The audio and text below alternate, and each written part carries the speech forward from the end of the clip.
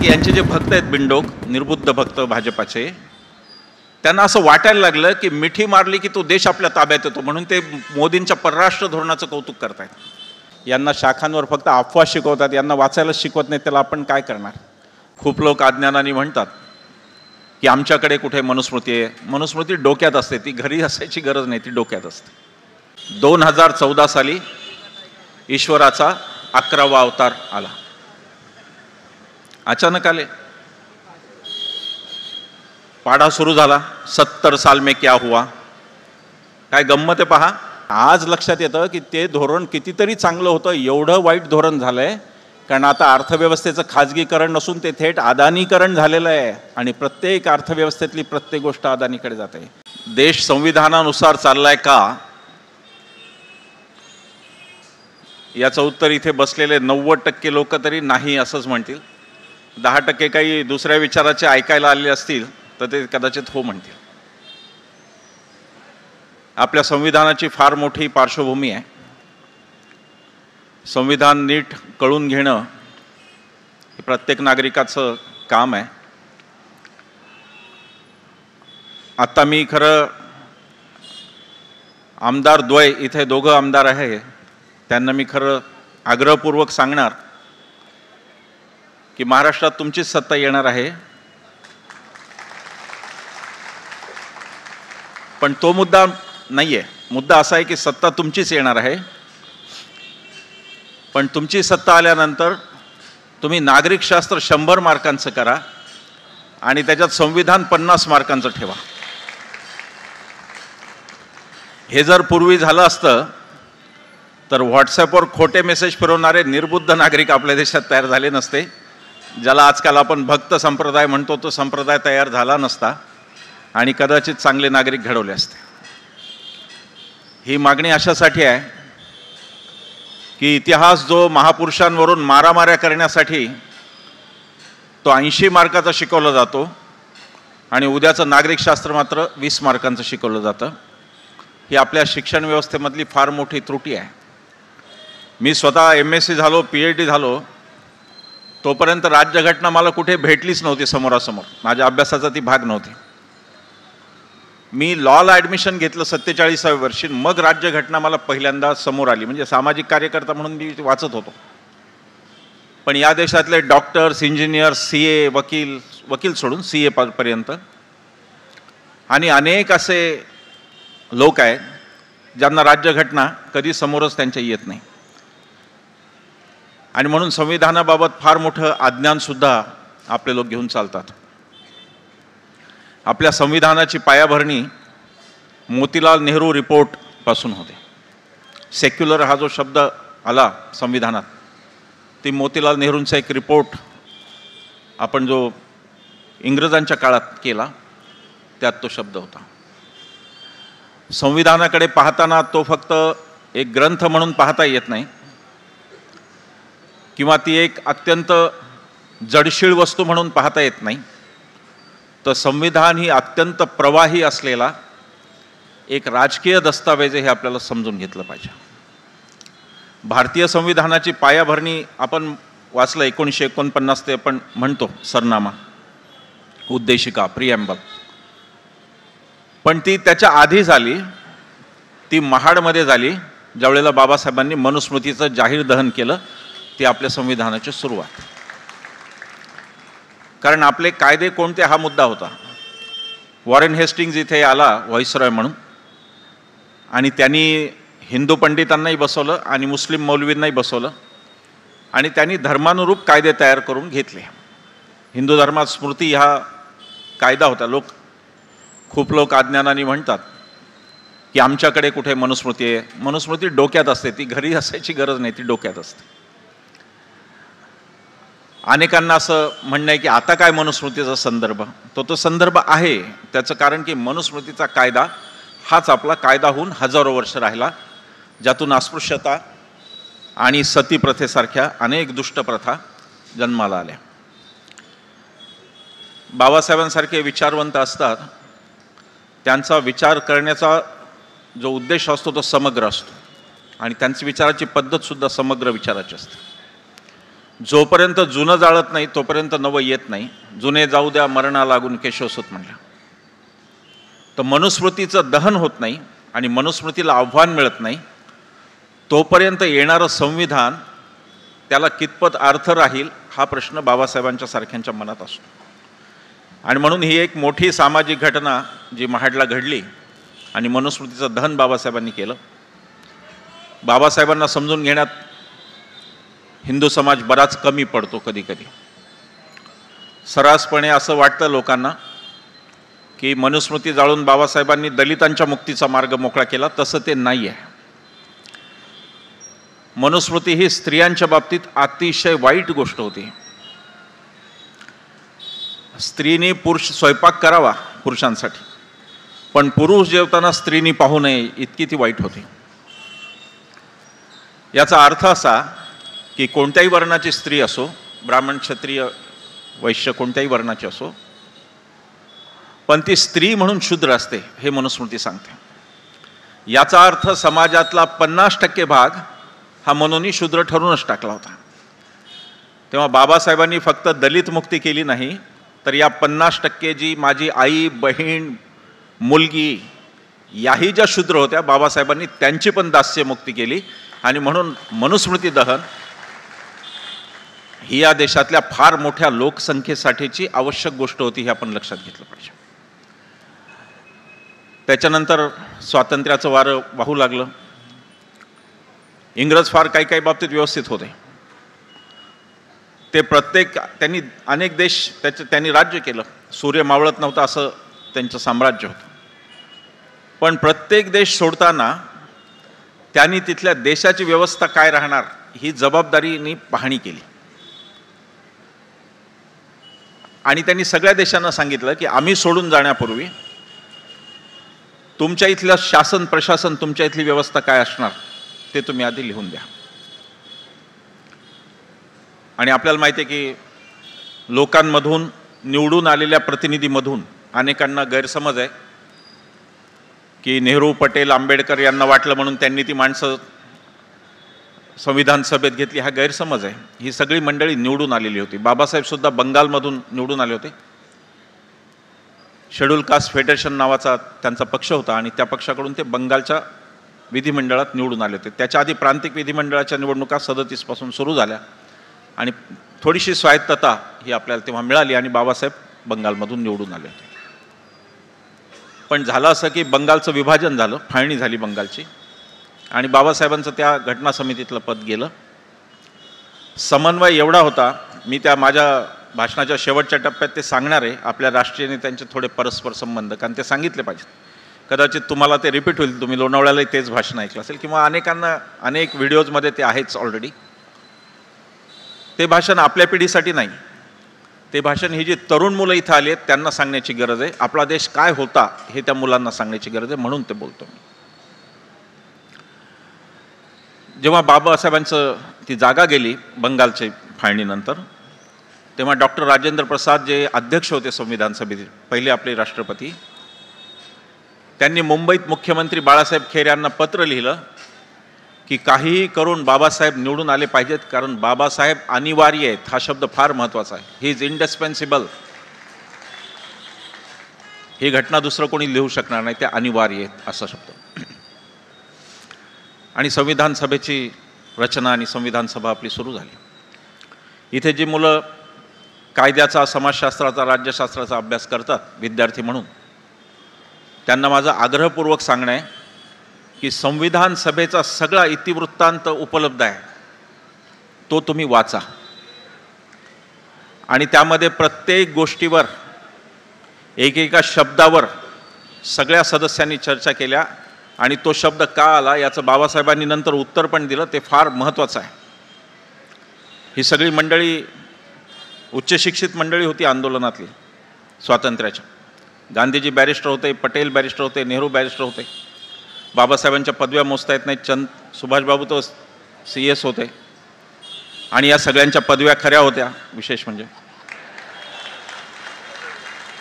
यातल्या एकाची पदवी खोटी नव्हती. आपल्या देशात तो ट्रेंड आलाय. केम्ब्रिजमधून शिकलेल्या माणसाला आपला देश मौनी बाबा म्हणतो आणि ज्याच्या पदवीचाच पत्ता नाही त्याला विश्वगुरू म्हणतो. आपला ट्रेंड आहे आपल्याकडे. म्हणून हे परत परत सांगावं लागतं की त्या पदव्या खऱ्या होत्या, खऱ्या होत्या, खऱ्या होत्या. 10 वर्ष झाले पदवीचं चालू आहे. लोक विचारतात एंटायर पॉलिटिकल सायन्स म्हणजे काय ते विचारतात. आपल्या सगळ्यांचे वर्गमित्र कुठे ना कुठे असतात. यांचे वर्गमित्र पण नाहीत. कोणी येतच नाही समोर मी वर्गमित्र आहे म्हणून. एक काहीतरी आला होता तर तो म्हणला मी शाळेत जायच्या आधीचा मित्र आहे असं तो म्हणला. असो, पण मुद्दा असा आहे की अत्यंत सुरक्षित हातांमध्ये हा देश होता. या देशाची नेतृत्व करणारी मंडळी ही फार वेगळ्या दर्जाची होती आणि त्या दर्जाच्या लोकांनी, आपण खरं नशीब वगैरे आपण मानत नाही, आपण पुरोगामी मंडळी आहोत, पण दुसरा शब्द नाही म्हणून त्याचा वापर करू की आपण खरोखर नशीबवान की ही माणसं त्या कालखंडात जन्मली होती. कदाचित ती माणसं त्या कालखंडाच्या आधी जन्मली असती तर आपलं संविधान, आपला देश काय असता माहीत नाही. आता सगळे नेते व्हिजन केवढी दृष्टी असते मोदी साहेबांची तर खूपच लांब दृष्टी आहे, कुठल्या कुठे पोचतात ते. पण या देशाच्या राष्ट्रपित्याला विचारलं होतं BBC च्या वार्ताहराने की तुम्ही स्वतंत्र तर झालात पण तुमच्या समोर तुमच्यासोबत ना शासक आहेत ना प्रशासक आहेत, तर हा देश तुम्ही कसा चालवणार. त्यावर गांधीजी असं म्हणाले की मला फार दूरचं अंधारातलं दिसत नाही, पण कंदिलाच्या उजेडात एक पाऊल कुठं टाकायचं ते मी पाहतो आणि ते पाऊल मात्र मी टाकतो, असं गांधीजी म्हणाले. आणि ते एक एक पाऊल टाकत आपण ह्या कालखंडापर्यंत आलो. एक एक सुधारणा करत. बाबासाहेबांनी संविधानाला पोथी कधीही केलं नाही. बाबासाहेबांना पोथी निष्ठताच मान्य नव्हती, त्यांना धर्मग्रंथच मान्य नव्हते आणि त्यामुळे त्यांनी पोथीचा दर्जा कधी दिला नाही. बाबासाहेबांना विचारलं होतं की हे संविधान यशस्वी होईल का. त्यावर बाबासाहेब असं म्हणाले की मी लिहिलेलं संविधान वाईटात वाईट असलं तरी जर राबवणाऱ्यांची नियत चांगली असली तर हे यशस्वी होईल. त्या उलट मी कितीही चांगलं लिहिलेलं असलं पण ते राबवणाऱ्यांची नियत जर खराब असली तर ते यशस्वी होणार नाही. 14 नंतरचा कालखंड बाबासाहेबांच्या दुसऱ्या विधानाला पुष्टी देणारा कालखंड आहे. 14 सालानंतर या देशात राज्यघटना ज्या पद्धतीने तिचा प्रत्येक शब्द तोडला मोडला जातो त्याच्याकडे खूप गंभीरपणे पाहण्याची गरज आहे. म्हणून ती मोहीम आम्ही निर्भय बनोची सुरू केली. खरं काही गरज नव्हती. निर्भय बनोच्या मोहीम आज तो विषय नाही, मी आज ते बोलणार नाही. आज आपला संविधानाचा विषय. पुन्हा कधीतरी चंद्रपूरमध्ये ते नक्की बोलू. मी पुन्हा येईन असं म्हणतो मी फडणवीसांचं, पण फक्त भाषणाला येईन, बाकी कुठं जाणार नाही. मी इथंच आहे. आपलं काम तेवढंच आहे. पण लोकशाही आणि संविधान या दोघांनाही नख लावलं जात आहे आणि हे सतत 8-9 वर्ष पाहिल्यानंतर असं वाटलं की आता जर सामान्य नागरिक म्हणून आपण उभे राहिलो नाही, तुम्ही आणि मी उभे राहिलो नाही, तर हे सगळं संपलेलं आहे. हे वाटल्यामुळे ती निर्भय बनो मोहीम आहे. त्याच्याविषयी कधीतरी पुन्हा बोलू. पण मुद्दा संविधानाचा होता. आत्ता उद्देशिका वाचली. मी त्या उद्देशिकेतल्या 9 शब्दांवरच बोलणार, फार काही जास्त बोलणार नाही. त्या प्रत्येक शब्दाचे काय धिंडवडे काढले त्याच्यावरती मी बोलणार. आपली जी उद्देशिका आहे ती 2 प्रकारचं वर्णन करते. पहिलं ती देशाचं म्हणजे राज्यसंस्थेचं वर्णन करते, देशाचंही वर्णन करते. सार्वभौम असा तो शब्द पहिला वापरते. सार्वभौम, समाजवादी, धर्मनिरपेक्ष, लोकशाही आणि गणराज्य अशा 5 शब्दांमध्ये ती देशाचं वर्णन करते. आणि व्यक्तींच्या बाबत संविधान 4 शब्दांचा उल्लेख करतं. स्वातंत्र्य, समता, न्याय आणि बंधुता. 4 शब्द. भारताचं संविधानाचं घटक युनिट काय असावं याच्यावरती मोठी चर्चा झाली आणि खेडं गाव हे युनिट असावं का असा विचार झाला. बाबासाहेबांनी सांगितलं की गाव हे जर युनिट झालं तर गावाच्या बाहेरच्यांनी कुठं जायचं. आणि म्हणून अत्यंत एक मोठा निर्णय हा बाबासाहेबांच्या प्रभावाखाली घेतला गेला आणि तो किती चांगला हे सिद्ध होतं. ते म्हणजे व्यक्ती हे घटनेचे युनिट आहे. आपली राज्यघटना व्यक्तीला धर्म स्वातंत्र्य देते पण धर्माला मोकाट स्वातंत्र्य देत नाही. व्यक्तीला धर्म स्वातंत्र्य आहे. मंदिरात जा, मशिदीत जा, चर्चमध्ये जा, कुठेही जा, घरात पालन करा, धर्म कुठेही पालन करा, पण रस्त्यावरची जेव्हा वेळ येईल तेव्हा तिथं मात्र राज्य हे राज्यसंस्थेचं म्हणजे धर्मनिरपेक्ष राज्य असणं ही आपली घटना सांगते. आपल्या घटनेबद्दल आपल्याला खरंच काही माहिती फार वेळा नसते. काही दिवसांपूर्वी मी एका कार्यक्रमात बोलत होतो आणि माझ्याबरोबर एक सहवक्ते होते. ते श्रीलंकेतले घटनातज्ञ होते, श्रीलंकेमधून. त्यांचा भारतीय राज्यघटनेचा पण अभ्यास होता. त्यांनी एक गोष्ट अशी सांगितली, मला खात्री आहे इथे बसलेल्या 90% लोकांना ती माहिती नाही, कारण आम्ही पण सजग म्हणवतो स्वतःला, सामाजिक कार्यकर्ते वगैरे, पण मला इथे माहिती नव्हतं. प्रांजळपणे सांगितलं पाहिजे आणि मला त्याबद्दल स्वतःची लाज पण वाटली की मला हे माहीत नसावं, हे किती वाईट आहे. श्रीलंकेच्या वक्त्यांनी सांगितलं की भारतातली राज्यघटना, भारताची ही जगातली एकच राज्यघटना आहे जी वैज्ञानिक दृष्टिकोनाचं बोलते. युरोप वगैरे पुढारलेल्या विज्ञानात अत्याधुनिक झालेले देश सुद्धा वैज्ञानिक दृष्टिकोन त्यांच्या राज्यघटनेत नाही. ही फार मोठी गोष्ट आहे. हा वैज्ञानिक दृष्टिकोन आजच्या काळात आला नसता. आजचा वैज्ञानिक दृष्टिकोन वेगळा आहे. न्यूटनला काढा, मेंडेलिफची आवर्त सारणी करा आणि आता बाबा रामदेवचा सिद्धांत मांडतात का काय, इथपर्यंत वेळ आलेली. वैज्ञानिक दृष्टिकोन हा जर शब्द राज्यघटनेमध्ये नसता तर जादूटोणा, अंधश्रद्धा निर्मूलनाचे कायदे सुद्धा आपल्याला करता आले नसते. ती पायाभरणी या माणसांनी काय केली लक्षात घ्या की त्यांना हे दिसत होतं की देशात काय होणार आहे. हा देश अंधश्रद्धेच्या खाईत आहे. या देशात शोषण होतं बाबाबुवांकडून आणि म्हणून तेव्हापासून वैज्ञानिक दृष्टिकोन ही गोष्ट आपल्या घटनेत आली. राज्यघटनेबाबतीत अजून 1-2 गोष्टी सांगू आणि मुद्द्याकडे वळू. आपल्या राज्यघटनेचं जे प्रिॲम्बल आहे, आता जी आपण इथं प्रास्ताविका, उद्देशिका वाचली, ती पंडित जवाहरलाल नेहरूंनी लिहिली. आणि आजही जगभरामध्ये ज्याची उत्कृष्ट काव्य म्हणून गणना होते त्यात ती आहे. आपल्या भारताच्या उद्देशिका ती पण आहे. राज्यघटना हा फार इंटरेस्टिंग विषय आहे. विद्यार्थ्यांनी खास करून लक्षात घ्यावं. हा वृक्ष विषय नाही, कारण हा आपल्या रोजच्या जगण्याशी संबंधित विषय आहे. मध्ये आर्टिकल 15 नावाचा फार चांगला चित्रपट आला होता, तुम्ही सगळ्यांनी तो पाहिलाच. ते रोजच्याशी संबंधित आहे, आपला रोजच्या जगण्याशी संबंधित. पहिला जो शब्द सार्वभौम राज्यघटनेतला, तो असा सांगतो की हे सार्वभौम राष्ट्र, आम्ही सार्वभौम राष्ट्र आहोत. राष्ट्र सार्वभौम आहे म्हणजे नेमकं कोण सार्वभौम आहे असा मुद्दा आहे. राष्ट्र सार्वभौम आहे. आंदोलनांमध्ये आम्हालाही विचारलं जात होतं की कायदे काय जंतर मंतरवर बनणार आहेत का, कायदे का रामलीला मैदानावर बनणार आहेत का. कायदे तर संसदेत बनणार आहेत आणि संसद सार्वभौम आहे. हो, संसद सार्वभौम आहेच, पण संसदेला सार्वभौमत्व कोणी दिलं तर भारतीय राज्यघटनेने दिलं. आणि भारतीय राज्यघटना कोणी स्वीकारली तर we the people of India, आम्ही भारतीय लोक. आणि म्हणून आम्ही भारतीय लोक हे संसदेपेक्षाही सार्वभौम आहोत, कारण संसदेची जननीच आम्ही आहोत. संसद आमच्यापासून तयार होते. आता एकदा ही भूमिका घेतल्यानंतर, घटनाकारांनी घेतल्यानंतर 2014 साली ईश्वराचा 11वा अवतार आला.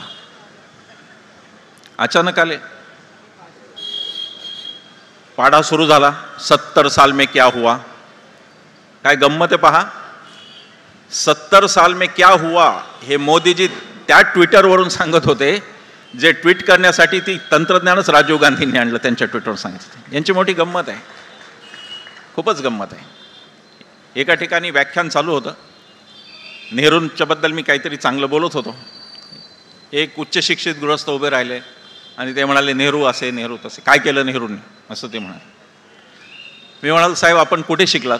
ते म्हणाले मी IIT मुंबईचा. पण म्हटलं मग ती IIT नेहरूंनीच काढली. पण वातावरण असं की 70 वर्ष आपल्याकडे काहीच नव्हतं. आपण जंगलात राहत होतो, आपल्याकडे लाईट नव्हते, मोबाईल नव्हते, काहीच नव्हतं. आणि 14 साली भारत नवा उदयाला आला. 14 सालानंतर एक शककर्ता जन्माला आला आणि माझ्यापासूनच शकसंवत सुरू, असं त्यांच्या सुरू. भारताची एवढी छान इमारत, ती जुन्या काळात बांधलेली, इंग्रजांच्या काळातली, ती दुरुस्त न करता नवीन संसद भवन बांधायचं. बांधलं ते पण त्या शवपेटीच्या आकाराचं आहे. काय म्हणावं, हिंदू धर्मात ते अशुभ आहे का काय मला माहीत नाही. मी शुभ अशुभ मानत नाही, मी अंधश्रद्धा मानत नाही. ते कशासाठी तो अट्टहास? तो याच्यासाठी की माझं नाव सगळीकडे कोरलं गेलं पाहिजे. स्वातंत्र्य आंदोलन तहस नहस करायचं, त्यात नेत्यांना बदनाम करायचं, त्याचं कारण की माझं नाव सगळीकडे कोरलं गेलं पाहिजे, सर्वत्र मीच, असा एक त्यांचा असतो. आणि आज हे देशाचं सार्वभौमत्व दोन माणसांकडे गहाण पडलंय, म्हणून तो संविधानाला धोका आहे. या देशाची संसद सार्वभौम आहे असं आता कोणी म्हणणार नाही. कोणी म्हणेल तर ते वेगळ्याच जगात वावरतात. कदाचित भाजप आणि RSSचेच लोक म्हणतील. या देशाची संसद जर सार्वभौम असती तर 150 खासदार तुम्ही एका दिवसात निलंबित केले नसते, संसदेला त्याबद्दल विचारलं असतं. आपल्याला आठवत असेल की मोदीजी पहिल्यांदा संसदेत आले तेव्हा त्यांनी संसदेच्या पायरीवर डोकं ठेवलं होतं. नथुरामानी सुद्धा बापूंना मारण्याच्या आधी पायावर डोकं ठेवलं होतं. ती पद्धत आहे. त्यानंतर पंतप्रधान संसदेत दिसेनासे झाले, आले तरी अत्यंत खुनशी, अत्यंत उग्र भाषण करायला लागले, जे पंतप्रधानाला कधीही शोभत नाही. परवाचंही भाषण पंतप्रधान पदाला शोभणारं भाषण नव्हतं, पोरकटपणाचं भाषण होतं. संसद ही फक्त राजकीय सूड उगवण्याची जागा राहिली. राहुल गांधींची खासदारकी कशी गेली? 3 वर्षापूर्वी नोंद झालेला गुन्हा, तो पिटिशनर झोपलेला होता, त्याला जागा केला. सुरत कोर्टाने बरोबर 2 वर्षाची सजा दिली. 1 दिवस जरी कमी दिली असती तरी खासदारकी गेली नसती. त्याच्यावर गुजरात हायकोर्टने लगेच मोहर लावली. हे तेच गुजरात हायकोर्ट आहे ज्याच्यासमोर बिल्किस बानू म्हणाली की माझा या कोर्टावर विश्वास नाही, म्हणून मुंबई हायकोर्टात ती खटला चालला. हेच ते गुजरात हायकोर्ट आहे. मला गुजरातबद्दल आकस नाही, मला गुजराती असं म्हणणं पण मान्य नाही. सगळेच भारतीय आहेत असं माझं म्हणणं आहे. आणि ते मान्य नसण्याचं कारण की गांधी, बापू आणि पटेल दोघंही गुजराती होते. 2 गुजरात्यांनी देश घडवला आणि पुढचं काय बोलत नाही. मला ते मान्य नाही. मला कोणत्याही राज्याचा आकस मान्य नाही. हे सगळे गांधींचा, बापूंचा, पटेलांचा प्रांत आहे. तो आज तिथले वेगळे लोक असतील पण तो आपला प्रांत आहे, आपले लोक आहे. दोघांच्याकडे भारताचं सार्वभौमत्व आज गहाण आहे, हे लक्षात घ्या. ना कोणी खासदार बोलू शकतो, ना कोणी काही करू शकतो. मंत्री स्तब्ध आहेत. तुम्हाला मंत्र्यांची नावं पण माहिती नसतात. आता मी पर्यावरण क्षेत्रात काम करतो पण मला पर्यावरण मंत्र्याचं नाव माहीत नाही. तुम्हाला प्रामाणिकपणे सांगतो, सगळीकडे एकच चेहरा दिसतो. बसस्टँडवर हेच, रेल्वे स्टेशनवर हेच, विमानतळावर हेच. एखाद्या नगरसेवकांनी छोटं काहीतरी सुलभ शौचालय बांधलं त्यावरही हेच. अरे त्यांना तेवढं तरी राहू द्या. सगळीकडे हेच. फार वेगळ्या प्रकारचा व्यक्तिवाद आलेला आहे. तो इतक्या टोकाचा आहे की देशात दुसरं कोणीच तुम्हाला दिसत नाही. ते काय करतात माहिती नाही. ते मंदिर असो का संसदेचं उद्घाटन, ते एकटेच इकडे लगबगीने कुठेतरी जाताना दाखवतात. वेगवेगळे वेश केलेले असतात, कधी कोणती टोपी, कधी काय, विचार. मला एक छोटा मुलगा म्हणाला की म्हणे काका यांना शाळेत ते फॅन्सी ड्रेसमध्ये खूप बक्षिसं मिळत असणार. असं फॅन्सी ड्रेस, 15 लाखाचा सूट, काय कधी रवींद्रनाथ टागोर, दाढी वाढवून पुस्तक हातात रवींद्रनाथ. माणसं काय होते ती. रवींद्रनाथ टागोरांवर फार लिहिलं गेलेलं नाही आहे, पण गांधीजी सुद्धा ज्यांचा सल्ला घ्यायचे असे ते रवींद्रनाथ टागोर होते. ते पाहूनही संताप होतो की कोणत्या माणसाची नक्कल करतायत हे तरी कळू द्या. भारतीय जनता पक्षाच्या एका खासदारांनी, महाराष्ट्रातलेच आहेत, सिमल्याला एक इन्स्टिट्यूट आहे, इन्स्टिट्यूट ऑफ ॲडव्हान्स स्टडीज असं त्याचं नाव आहे, जिथे आपल्या देशाची फाळणी झाली. ती अत्यंत ऐतिहासिक वास्तू आहे. मुस्लिम धार्जिणे म्हणतात नेहरूंना, पण त्या वास्तूत गेल्यावर एक गंमत तुम्हाला दिसते. तिथे माउंट बॅटनची खुर्ची आहे ज्याच्यात तो मध्यभागी बसला आणि दोन्हीकडून इकडे काँग्रेस आणि इकडे मुस्लिम लीग बसला. आणि त्याला 2 दरवाजे आहेत. त्याचं कारण जिनांनी असं जाहीर केलं की नेहरू ज्या दारातून येतील त्या दारातून मी येणार नाही, म्हणून दुसरा दरवाजा रातोरात पाडलेला आहे. मोहम्मद अली जिनांनी ते जाहीर केलं होतं.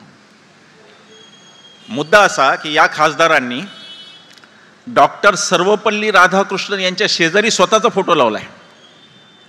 एक संस्कृती वरपासून खालपर्यंत कशी मूर्ते आणि आपण कोण आहो याचंही भान राहत नाही शकते. पण हा व्यक्तिवाद भारतीय जनता पक्षात. मी येताना सुधीर भाऊंचे खूप फोटो पाहिले. सुधीर भाऊ खात्रीने सांगतो तुम्ही पुढचे महाराष्ट्रातले मोदीच आहात. फडणवीसांनी ओके केलं तर, नाहीतर अवघड आहे. विलक्षण व्यक्तिवाद वाढलेला आहे. हे सगळं भारतीय जनता पक्षाचं आहे. ती G20ची परिषद घेतली 20 राष्ट्रांची. खरं म्हणजे ती G20मध्ये दुसरं तिसरं काही नसून ते फक्त हळदी कुंकू आहे. आज आमच्याकडे, उद्या तुमच्याकडे, परवा त्यांच्याकडे, एवढंच त्याला महत्त्व आहे. त्यानं काही होत नाही. पण दाखवण्यात असं आलं की जसं काय मोदीजींनी आता 20 देश खिशात टाकून दिले असं दाखवण्यात आलं, की 20 देशाचे एकच पंतप्रधान म्हणजे नरेंद्र मोदी असं दाखवण्यात आलं. अरे याच देशात इंदिरा गांधींनी 100 राष्ट्रांची शिखर परिषद घेतली, पण एवढा गवगवा कधी केला नव्हता. प्रचंड मोठा व्यक्तिवाद. रवीश कुमारने एक व्हिडिओ काढला, मजेशीर व्हिडिओ होता. त्यांनी असं म्हणलं, इस्रोचं आपल्याला माहिती आहे, ते चांद्रयान उडालं, वर गेलं, आणि इस्रोचे संचालक ज्यांनी हे सगळं केलं, इस्रोच्या शास्त्रज्ञांनी काम केलं होतं, त्याचे जे संचालक ते बोलायला आले बिचारे. आणि मोदीजी एवढे दयाळू की त्यांना 23 सेकंदांनी 32 शब्द बोलू दिले. आणि नंतर मोदीजी आलेच. चांद्रयान उडालं, मी क्रिकेटमध्ये भारत जिंकला, मी जे जे काही चांगलं होईल ते माझ्याचमुळं, आणि भारत हारला तर मी मात्र पॅव्हिलियनमधून पळून त्या खेळाडूंना बरंच मिठ्या मारणार रडणाऱ्या. मिठ्या मारायचा काय शौक आहे देव जाणे. कुठला व्यक्तिवाद. झालंय असं की यांचे जे भक्त आहेत, बिंडोक निर्बुद्ध भक्त भाजपाचे, त्यांना असं वाटायला लागलं की मिठी मारली की तो देश आपल्या ताब्यात येतो, म्हणून ते मोदींच्या परराष्ट्र धोरणाचं कौतुक करतायत. परराष्ट्र धोरण वाजलेलं आहे संपूर्णतः. श्रीलंका, नेपाळ हे जे शेजारी आपले मित्र होते तेही आता आपल्याला मित्र राहिलेले नाहीत. नेपाळमध्ये अधिकृतरित्या ते चायनीज भाषा शिकवतायत, इथपर्यंत परिस्थिती गेली. लडाखमध्ये अतिक्रमण वेगळंच. पण यांना वाटतं काय चाललंय. व्यक्तिवाद, टोकाचा व्यक्तिवाद. इतका की मी ते राम मंदिराचं उद्घाटन झाल्यानंतर मी म्हणालो की बाबा कोणीतरी त्या मंदिरात जाऊन खात्री करा बरं का रामाचीच मूर्ती आहे का ती, का मोदीजींचा फोटो आहे, खात्री करा एकदा. माहिती काही करू शकता. टोकाचा व्यक्तिवाद. नुसते समारंभ सगळे, बाकी काही नाही, फक्त समारंभ करत राहायचं, वेगवेगळे कार्यक्रम. सुधीर भाऊंनी पण ती परंपरा उचलली आहे म्हणे. आतषबाजीच करतायत आणि फटाक्याचं प्रदूषणच करतायत. तुम्ही वनमंत्री आहात, तुम्ही तरी प्रदूषण करू नका फटाक्यांचं. कुठली आतषबाजी चालली आहे. हे सगळे 2014 नंतर फारच बदललं हो सगळं. कसं मला गंमतच वाटते. आता मी पाहिलं बहुतेक मोदीजींवर भरोसा नाही का राहिला का काय माहीत नाही आता सुधीर भाऊंचा. कोणीतरी हिरोईनचं मी पाहिलं आता ते येणार आहेत म्हणून. अहो मोदीजी अख्खे कशाला हिरोईन आणि हिरो पाहिजे तुम्हाला. मोदीजी एकटे सगळीकडे काफी आहेत ना. पण तो मला वाटतं विश्वास डळमळत चाललाय आता.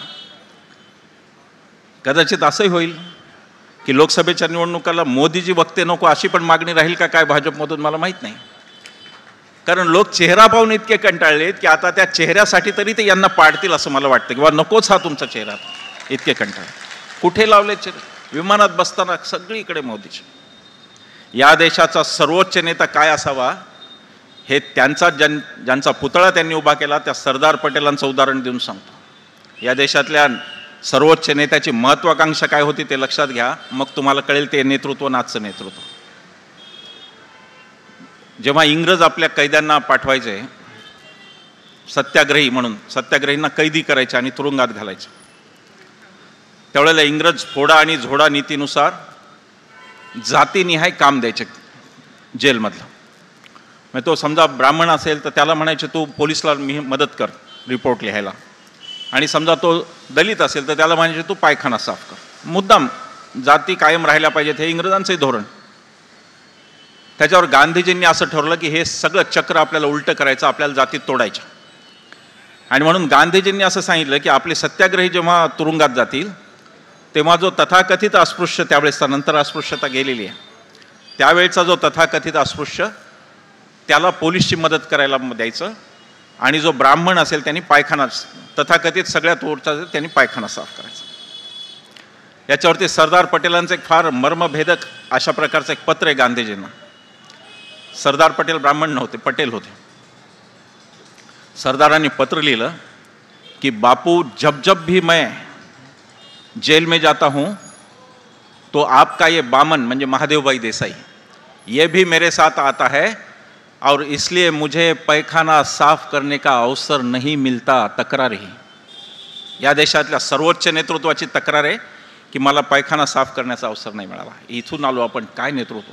लाल बहादूर शास्त्रींचं स्मारक दिल्लीतलं तुम्ही पाहायला जाल तर मेमरी म्हणून त्यांच्या बायकोच्या ज्या बांगड्या आहेत त्या सोन्याच्या नाही आहेत, त्या काचेच्या बांगड्या आहेत, अशी माणसं होती.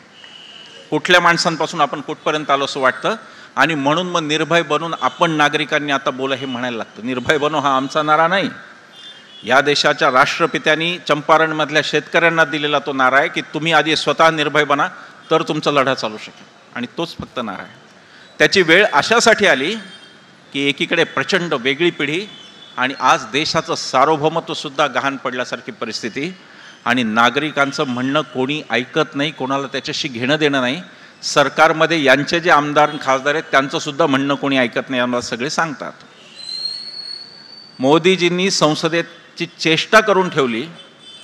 विरोधी पक्षाला तर सोडा, कोणती बिलं येणार आहेत यांच्या खासदारांनाही माहिती नसतं, मंत्र्यांनाही माहिती नसते, इतकी परिस्थिती आहे. त्या नोटाबंदीच्या वेळेला तुम्हाला आठवत असेल की मंत्री कुलपात होते, त्यांचे मोबाईल काढले होते अत्यंत अविश्वासाने आणि हे चॅनलवर आले आणि ते आज रात 12 के बाद वगैरे ते ऐतिहासिक भाषण तुम्हाला सगळ्यांना माहिती आहे. तर देश सार्वभौम आहे म्हणजे संसद सार्वभौम आहे आणि संसद सार्वभौम आहे म्हणजे भारतीय लोक सार्वभौम आहेत.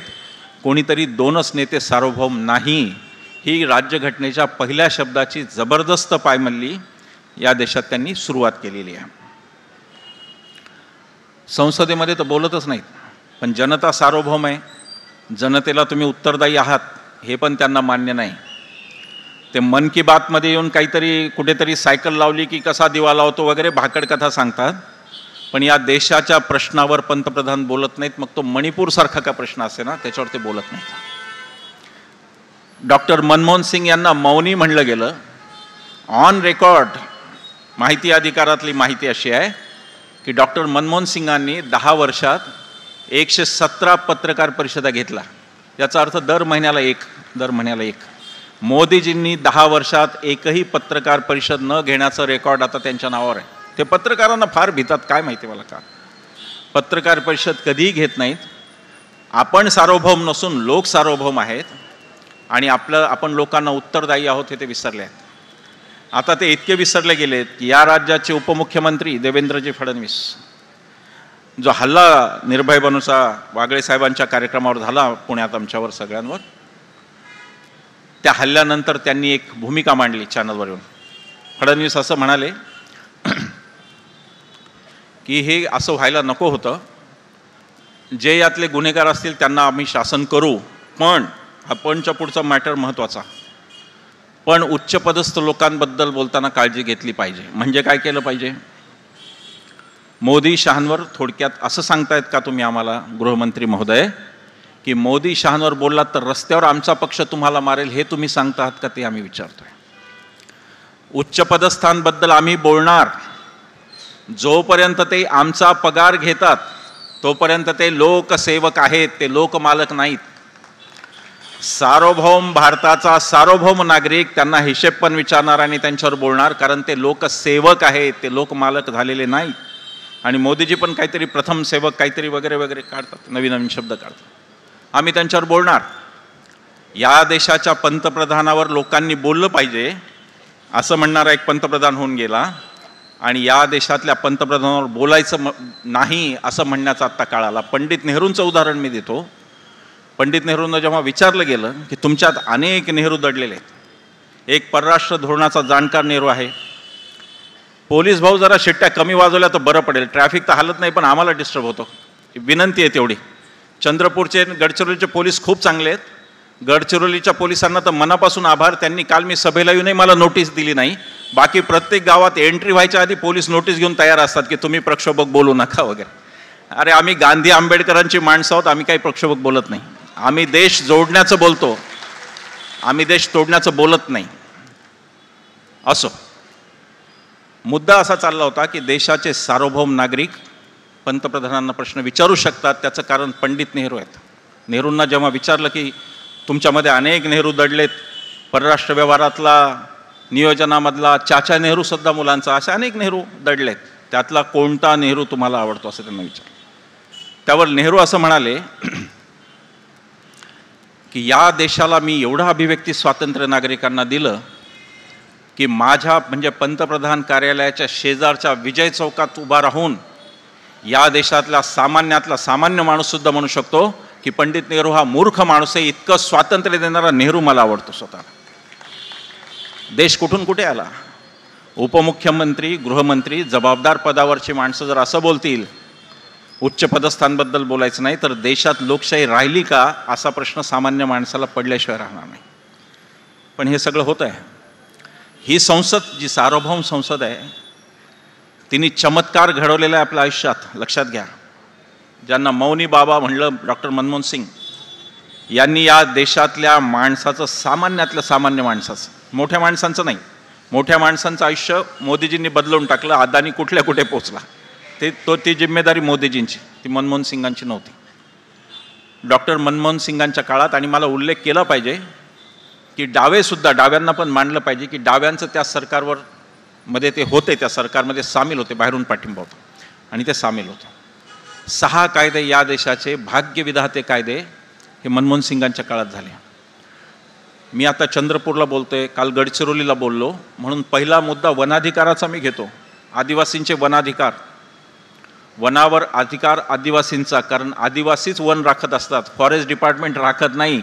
फॉरेस्ट डिपार्टमेंट चोरून लाकडाची तस्करी करत असतं. आता वनमंत्री इथलेच आहेत, मी काही बोलावं असं नाही.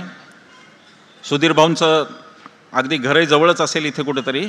सुधीर भाऊंनी एक गोष्ट लक्षात घ्यावी, आणखी 5 वर्षांनी जर ते पुन्हा सत्तेत आले तर ते वनमंत्री होऊ शकणार नाहीत, कारण त्यांच्यासाठी मोदीजी वन शिल्लक ठेवणार नाहीत. दुसरं खातं घ्यावं लागणार. या देशामध्ये गेल्या 10 वर्षात 7.5 लाख एकर वन उद्योगपतींच्या ताब्यात गेलंय. काल मी सुरजागड वगैरे भागाची चर्चा काल तिथे होत होती, मायनिंगची. हे सुरजागड फक्त चंद्रपूर इथं नाही आहे, भारतभरामध्ये 7.5 लाख एकर जमिनीचं वनीकरण रद्द झालं. त्या जमिनी उद्योगांना, खाजगी लोकांना गेल्या. रामाचं खूप चाललं, मी येणार आहे त्याच्यावर पुढच्या मुद्दा. प्रभू रामचंद्रांचा बोलबाला आहे. अयोध्येत काय काय घडवलं वगैरे, सगळीकडे अक्षता वाटल्या, सगळं झालं. लोकांना वाटलं काय रामाची भक्ती आहे. आत्ता रामभक्ती खरी समोर आली जेव्हा शरयू नदीच्या काठावरची पक्ष्यांची राखीव जागा, पक्ष म्हणजे बर्ड्स, नॉट पॉलिटिकल पार्टीज, पक्ष्यांचं संवर्धन क्षेत्र असलेली राखीव जागा यांनी अदानीला दिलेली आहे. आता याच्यातून रामभक्ती तुम्हाला कळली, अयोध्येचा विकास कशासाठी आणि कोणासाठी चालला. पण तो चाललाय, मी योग्य वेळी त्याच्यावर बोलेन, धर्मनिरपेक्षतेच्या मुद्द्यावर येईन. हे जे काही सगळं चाललंय तुम्ही लक्षात घ्या. मनमोहन सिंगांनी वनाधिकार कायदा आणला आणि आदिवासींचीच जंगलं हे मनमोहन सिंग म्हणणारे पहिले व्यक्ती होते.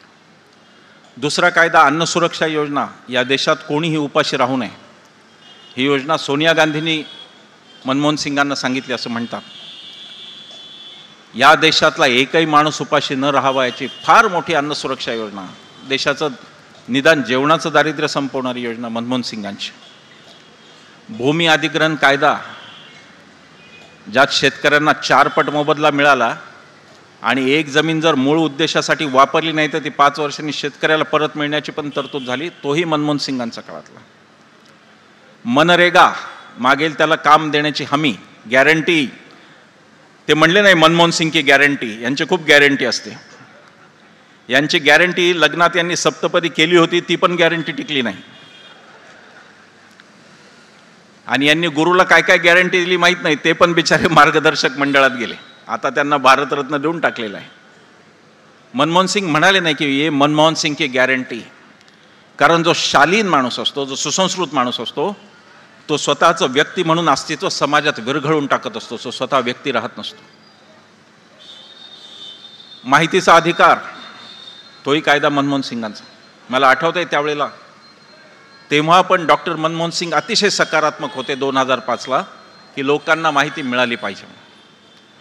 आणि राईट टू एज्युकेशन, शिक्षणाचा अधिकार, बेसिक अधिकार महत्त्वाचा, जी पायाभरणी सावित्रीबाईंनी, महात्मा ज्योतिराव फुले यांनी केली, त्या पायाभरणीवर कळस डॉक्टर मनमोहन सिंगांनी चढवला की सगळ्यांना शिक्षण मिळायला पाहिजे, हा ती गोष्ट. पण देश त्यांना मौनी बाबा म्हणतो आणि हे विश्वगुरू झाले. संसदेच्या सार्वभौमत्वाचा मुद्दा मी बोलत होतो की जी संसद एवढी पॉवरफुल होती, जी संसद एवढी सशक्त होती की गांधीजीचा स्वप्नातला जो शेवटच्या पायरीवरचा माणूस त्याच्याहीकडे ती बघू शकत होती, ती संसद गेले काही दिवस कोणाकडे बघती हा प्रश्न आहे. आणि या प्रश्नाचं उत्तर महाराष्ट्राचे असलेले अर्थराज्यमंत्री औरंगाबादचे, संभाजीनगरचे, मी नाव विसरतोय त्यांचं, भागवत कराड. बघा, मंत्र्यांची नावं पण लक्षात राहत नाही, एकच नाव लक्षात राहतं, बाकी सगळे. भागवत कराडांनी संसदेत सांगितलं की आम्ही कॉर्पोरेट क्षेत्राला गेल्या 5 वर्षात 14 लाख कोटी रुपयांची कर्जमाफी दिलेली आहे. बँका बुडलेल्या आहेत, निवृत्त लोक इथे आहेत, तुमचे सेव्हिंग अकाउंटचे दर खाली खाली काय जातात, त्याचं कारण हे आहे की ते 14 लाख कोटी SBI सारख्या बँकांनी त्यांना दिले आणि त्यांना चुना लावला आणि भारतीय संसदेने त्यांना माफ करून टाकलं लोन 14 लाख कोटीचं. 14 लाख कोटी उद्योगांना कर्जमाफी या सरकारने दिली. त्याच भाषणात दुसरा मुद्दा त्यांनी असा मांडला, या मुद्द्याच्या आधी एक सांगायला पाहिजे गोष्ट. 14 लाख कोटी संसदेत त्यांनी सांगितलं. गुजरातमधला एक RTI ॲक्टिव्हिस्ट, RBIला त्यांनी RTI टाकला की कितीची कर्जमाफी दिली. RBIने तो आकडा 25 लाख कोटीचा सांगितला. 9 लाखाचा घोळ संसदेतच केला. संसदेत 14 लाख, RBI म्हणतं 25 लाख. खरं काय, फक्त मोदीजी जाणे. या सरकारचा खऱ्याचा काही एक संबंध नाही. या सरकार असो की राज्य सरकार असो, यातल्या मंत्र्यांची अशी भावना झालेली आहे की एक दिवस जरी खरं बोललं तर आपल्याला काहीतरी आजार होईल, अशी त्यांची भावना झाली आहे. ते दररोज नेमाने खोटं बोलत राहतात, सतत खोटं. 14 लाख कोटी संसदेत, RBI म्हणतं 25 लाख कोटी. आणि त्याहून तिसरी गोष्ट जास्त संतापजनक आहे. त्याच भाषणात भागवत कराड यांनी सांगितलं की केंद्र सरकारने शेतकऱ्यांचं एकही रुपयाचं कर्ज गेल्या 5 वर्षात माफ केलेलं नाही. जो अन्नदाता शेतकरी, ज्याची अवस्था अत्यंत वाईट आहे, त्या शेतकऱ्याला कर्जमाफी करायला यांच्याकडे 1 रुपया पण नाही. आणि उद्योगपतींची कर्ज मात्र माफ होत आहेत. शेतीची अवस्था अत्यंत वाईट आहे. इथे मला माहीत नाही, कदाचित आत्महत्या किती झाल्या, कमी झाल्या का जास्त, मला माहीत नाही. पण आता आमदार 2 आपल्यासमोर बसलेले आहेत, त्यांना मी सांगतो, त्यांना माहिती असेल, जेव्हा नागपूरचं हिवाळी अधिवेशन आपलं आत्ताचं चालू होतं, त्याच आठवड्यात शेजारच्या यवतमाळ जिल्ह्यात 5 शेतकऱ्यांनी आपलं आयुष्य संपवलं. शेतकऱ्यांची अवस्था इतकी बिकट आहे की 2023 या एकाच वर्षात एकट्या बीड जिल्ह्यात 257 शेतकऱ्यांनी जीवन संपवलेलं लक्षात घ्या. नांदेडचा एक शेतकरी, त्यांनी स्वतःला जाळून घेतलं आणि ते करताना एक पत्र लिहून ठेवलं, मृत्यूच्या आधीची चिठ्ठी, की मला जाळायला माझ्या कुटुंबाकडे पैसे नाहीत म्हणून मी जाळून घेऊन जीवन संपवतो. ही शेतीची अवस्था असताना कोणते महोत्सव करता तुम्ही सुधीर भाऊ? काय ताडोबा महोत्सव, किती रुपये घालवता? करोडो रुपये वाहवत आहेत त्याच्यावर. सांस्कृतिक मंत्रालयाचे त्यांच्या, मला इथं आल्यावर कळलं, पोस्टरबाजी पाहिली, बॅनरबाजी पाहिली, कधी कोण गायक आण, कधी तो हिरोईन आण. सुधीर भाऊ कुठे नेत आहे महाराष्ट्राला? या पैशात किती शेतकरी आत्महत्या टळल्या असत्या त्याचा कधीतरी विचार करा. कधीतरी विचार करा की याच पैशात किती शेतकऱ्यांची घरं उभी राहू शकतात. त्यांना फार लागत नाहीत महाल तुमच्यासारखे, त्यांना महाल नकोत तुमच्यासारखे, त्यांचं फार कमी पैशातलं आयुष्य चालतं, पण ते पैसेही त्यांच्याकडे नाहीत. ही अवस्था आहे. कुठे STचा पास काढायला नाही म्हणून मुलगी आत्महत्या करते. ही शेतकऱ्यांची लातूरची अवस्था आहे. हे सरकार कोणत्या भ्रमात आहे, यांच्या डोक्यात काय चालतं मला तर काय कळत नाही. की यांना माणसंच दिसतात की नाही आजूबाजूची, हे मला खरंच कळत नाही. आता मी थोडा विषय बदलतो, पण आमचा जवळपास सगळा विदर्भाचा दौरा झाला. आता गोंदिया आणि भंडारा राहिला. आम्ही सभांना जातो तिथे आम्ही शक्यतो सकाळी पोचतो. दिवसभर आम्ही तिथल्या लोकांशी बोलतो. लोकांशी म्हणजे प्रतिष्ठित लोकांशी नाही, लेखक कलाकार यांच्याशी नाही, आम्ही अगदी सामान्यातल्या सामान्य माणसांशी बोलतो. आणि आम्ही समजून घेतो की कारण आम्हालाही देश कळला पाहिजे. आमचा दावा नाही की आम्हाला देश कळतो, महाराष्ट्र कळतो, आमचा दावा नाही. आमच्यासमोर गांधीजींचं उदाहरण आहे, ज्यांना गोखलेंनी सांगितलं इथे आल्यावर, गांधीजींचे गुरु गोपाळकृष्ण गोखले, त्यांनी सांगितलं की तुला जर नेतृत्व करायचं आणि तुला काही करायचं आहे राजकारणात, समाजकारणात, तर पहिल्यांदा तू भारत फिर, 3ऱ्या वर्गाचा प्रवास कर. आणि 1 वर्ष गांधीजी फिरले होते तेव्हा त्यांना भारत कळला. यांना भारतच कळत नाही, कारण हे लोकांमध्ये येतच नाही. कधी तुम्हाला मोदीजी लोकांमध्ये येऊन हस्तांदोलन करतात, लोकांचा स्पर्श घेत आहेत. अहो, खरं केवढं भाग्य असतं भारताच्या पंतप्रधानाचं की घामेजलेले, कष्टाळलेले जीव यांच्या आलिंगनाला तरसत असतात, पण हे कधी त्या आलिंगनाचं पण सुख या लोकांना देत नाहीत. मुद्दा असा होता की आम्ही जिथे जातो तिथे आमच्या एक गोष्ट लक्षात येते. मी परवा काँग्रेसच्या शिबिरात गेलो होतो, तिथेही सांगितलं. राष्ट्रवादीच्या शिबिरात गेलो होतो, तिथेही सांगितलं. एक फीडबॅक मी त्यांना दिला की मला ही खात्री पटली विदर्भात फिरल्यानंतर की मोदी शहांचं 24ला सरकार कोण घालवतील तर ते या देशाचे शेतकरीच घालवतील, दुसरं कोणी नाही घालवणार. सगळ्यात जास्त फटका बसलेला वर्ग हा आहे शेतकऱ्यांचा. बीडच्या सभेच्या आधी आमच्याकडे एक शेतकरी आले आणि ते असं म्हणाले की सर, माझी कापसाची गाडी, मला फक्त 1 दिवस उशीर झाला फेडरेशनला न्यायला कापूस विक्री केंद्रात, तर कापसाचे भाव 9,000वरून 6,000वर आले होते. मोदीजींनी 10 क्विंटलमध्ये माझे 30,000 रुपये खाल्ले आणि वर 500 रुपये माझ्या खात्यात टाकतात. शेतकऱ्यांची चेष्टा आहे ही. सोयाबीनचे भाव बघा, 4200वर आलं सोयाबीन, जे 10,000पर्यंत गेलो होतं. मला खात्री इथे सोयाबीन उत्पादक असतील इकडे याही भागात. कुठे गेले बाजार भाव? कधीतरी टोमॅटो 2 रुपयेच किलो विकला जातो, कधीतरी तो 200 रुपये असतो. आणि मोदीजी निर्यात बंदी आणतात व्यापाऱ्यांसाठी आणि टोमॅटो 2 रुपयावर येतो. हे दुःख कोणाला कळत नाही. घेताना सगळं MRPवर घेतो शेतकरी. मी पण शेतकरी कुटुंबातला आहे म्हणून मला हे माहिती आहे. माझी पण जमीन आहे. नाही तर तुम्हाला वाटेल की हा आला मन की बात करली. ये मन की बात नाही, ये जन की बात आहे. MRPवर औषध घ्यायचं, MRPवर खत घ्यायचं, MRPवर बियाणं घ्यायचं. जाताना मात्र MSP नाही, ज्याच्यासाठी आता शेतकरी आंदोलन करतायत तर त्यांना खिळे टाकून अडवलं जात आहे. मग असे पत्रकार मित्र आले होते, आमची पत्रकार परिषद चालू होती. मी म्हणालो की या देशात कधीही कोणत्याही सरकारने आंदोलकांसाठी खिळे टाकले नाही, ते मोदीजींनी टाकले. कारण यांच्या विश्वासधारेचा प्रेमावर विश्वासच नाही. चर्चा होऊ शकते, बोलू शकतो, लोकांशी डायलॉग होऊ शकतो, तोडगा निघू शकतो, यावर यांचा विश्वास नाही. फक्त हुकुमशाही करायची की आम्ही म्हणतो तेच खरं हे म्हणायचं. आणि म्हणून ते शेतकरी आज आंदोलनात. मी आत्ता लातूरला सभा घेतली. लातूरच्या सभेच्या आधी जो मुलगा त्यांनी संसदेत उडी मारली तो अटके ते सध्या, त्याचे आई वडील मला शोधत बिचारे भेटायला आले. त्यांना वणवण फिरावं लागलं. त्यांना माझा पत्ता माहिती नव्हता, माझा फोन नंबर नव्हता. मग कार्यक्रम कुठे आहे, मी कुठे थांबलो वगैरे वगैरे करत ते मी ज्या हॉटेलमध्ये थांबलो होतो तिथे मला भेटले. त्यांनी सांगितलं, मी त्यांना विचारलं की तुमच्या मुलांनी जे केलं ते चूक आहे हे तुम्हाला माहिती आहे ना? ते म्हणाले हो आम्हाला माहिती आहे.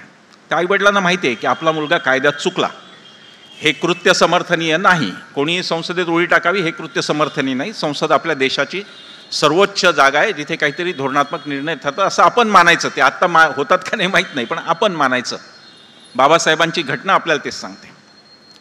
मग त्या संसदेत त्यांनी उडी मारली. मी म्हणालो की मला आश्चर्य वाटलं की तुमच्या मुलावर अजून देशद्रोहाचा खटला कसा काय नाही झाला? इथे कोणालाही देशद्रोही ठरवतात पटकन. त्यावरती माऊली म्हणाली की सर, माझं पोरगं जेव्हापासून त्याला कळायला लागलं तेव्हापासून एकच म्हणतं की आई मला काही करून आपल्या मिलिटरीमध्ये जायचं आहे. सैन्यातली सेवा ही सर्वोच्च सेवा आहे आई, मी तिथे जाणार असं ती म्हणाली. तो कळतं तसं म्हणतो. मग माझ्या लक्षात आलं की यांनी देशद्रोहाचा खटला भरला तर उद्या ही बाब कोर्टात येईल की हा सैन्यात जाण्यासाठी यांनी 3-4 प्रयत्न केले. हे लक्षात येईल म्हणून याच्यावर अजून देशद्रोहाचा खटला नाही. पण तिथे जर पंडित नेहरू असते किंवा तिथे लाल बहादूर शास्त्री असते किंवा मनमोहन सिंग जरी असते तरी 5 मिनिटं वेळ काढून त्या मुलाला भेटले असते आणि विचारलं असतं, बाबा तुझी शिकायत काय बेटा, एवढं तरी सांगा मला. अरे 20-21 वर्षाचा मुलगा संसदेत उडी मारतो, तो काही त्याला हौस आली म्हणून नाही, त्यालाही ही अक्कल असणार की आपल्याला जेलमध्ये जावं लागणार.